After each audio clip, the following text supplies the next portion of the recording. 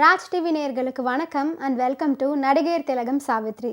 நம்ம நிகழ்ச்சியில் சாவித்ரி அவர்களுடைய திரை பயணத்தை பற்றின சுவாரஸ்யமான விஷயங்கள்லாம் பார்த்துட்ருக்கோம். இன்றைக்கி நிகழ்ச்சியிலும் உங்களுக்காகவே இன்னும் பல அற்புதமான தகவல்லாம் காத்துட்ருக்கு. வாங்க நம்ம நிகழ்ச்சிக்குள்ளே போகலாம்.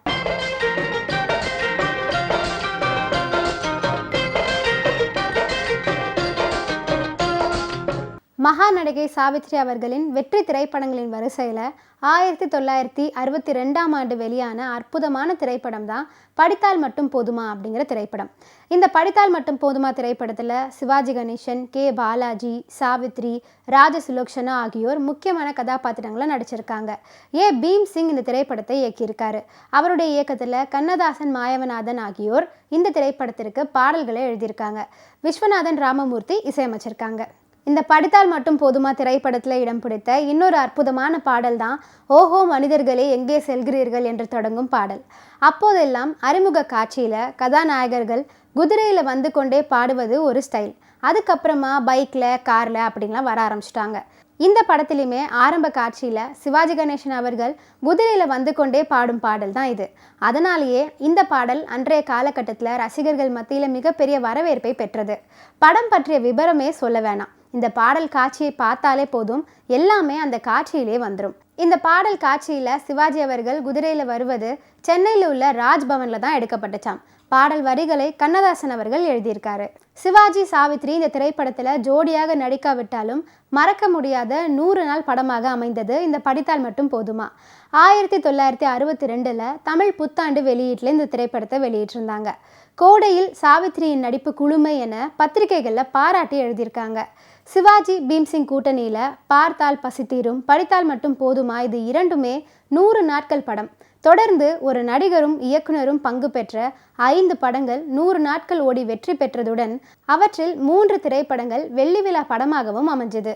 இந்த மாதிரி சாதனையை இதுவரைக்கும் வேற யாருமே முறியடிக்கலை அப்படிங்கிறது கூடுதலான சுவாரஸ்யம். இந்த படித்தால் மட்டும் போதுமா திரைப்படத்தில் அமைந்த பல வெற்றி பாடல்களில் தன்னிலவு தேனிரைக்க என்ற ஒரு பாடலும் இருக்குது. இந்த பாடலை கவிஞர் மாயவநாதன் அவர்கள் தான் எழுதியிருக்காரு. அவருடைய வரிகளில் சுசிலாமா தான் இந்த பாடலை பாடியிருக்காங்க. பாடல் காட்சியில் சாவித்ரி அவர்களுடைய இனிமையான நடிப்பு ரசிகர்கள் எல்லாராலையும் பாராட்டப்பட்டது. ராஜு, கோபால் இவங்க 2 பேரும் ஒன்று விட்ட சகோதரர்கள். ஆனால் ஒருவர் மீது ஒருவர் பாசத்தை பொழிவாங்க. ராஜு படித்த பட்டதாரி, கோபாலோ படிக்காதவன்.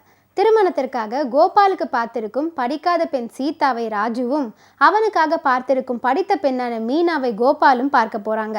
சீதாவின் குடும்ப பாங்கை பார்க்கும் ராஜு அவளையே மணக்க விரும்புகிறான். தன் எண்ணத்தை நிறைவேற்ற விபரீத காரியம் ஒன்றில் ஈடுபடுறான். தன்னை பற்றிய மோசமாக ஒரு மொட்டை கடிதத்தை எழுதி மீனாவின் தந்தைக்கு அனுப்புறான். அதனை பார்த்து நம்பிவிடும் மீனாவின் தந்தை மீனாவை பெண் பார்க்க வந்த கோபாலுக்கே அவளை மனமுடிந்து வைக்க முடிவு செய்கிறாரு. கோபால் படித்தவன் அப்படிங்கிறனால மீனாவும் அதுக்கு சம்மதிக்கிறாங்க.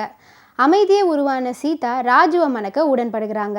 கல்யாணத்துக்கு பின் கோபால் மீனா உறவில் கல்வி தகமை காரணமாக விரிசல் ஏற்படுது. எல்லாவற்றிற்கும் காரணம் படிக்காத கோபால் தான் அப்படின்னு அனைவரும் நம்புகிறாங்க. கோபாலோ வேதனையில் துடிக்கிறான். கடிதத்தை எழுதியவன் தன் பாசத்துக்குரிய அண்ணன் என்று அறிய வரும்போது குமருகிறான். இப்படி அமைந்த இந்த படித்தால் மட்டும் போதுமா திரைப்படத்தின் கதை வங்காள நாவல் ஒன்றை அடிப்படையாக கொண்டுதான் அமைக்கப்பட்டது. அதற்கான வசனங்களை ஆரூர்தாஸ் அவர்கள் எழுதியிருக்காரு. பல இடங்கள்ல அவரின் திறமை வெளிப்பட்டிருக்கு. அந்த வசனங்களை அருமையாக பேசி சிவாஜி, கண்ணாம்பா, சஹஸ்ரநாமம், சாவித்ரி ஆகியோர் பல இடங்களில் ஸ்கோர் பண்ணியிருக்காங்க. இவங்களுடன் பாலாஜியும் இணைஞ்சிருக்காரு. இன்னைக்கு நடிகர் திலகம் சாவித்ரி நிகழ்ச்சியில் பல சுவாரஸ்யமான விஷயங்கள்லாம் நான் சொன்னேன். இதெல்லாம் கேட்டு ரசிச்சிருப்பீங்கன்னு நினைக்கிறேன். இந்த நிகழ்ச்சியை தொடர்ந்து பாருங்க. நன்றி, வணக்கம்.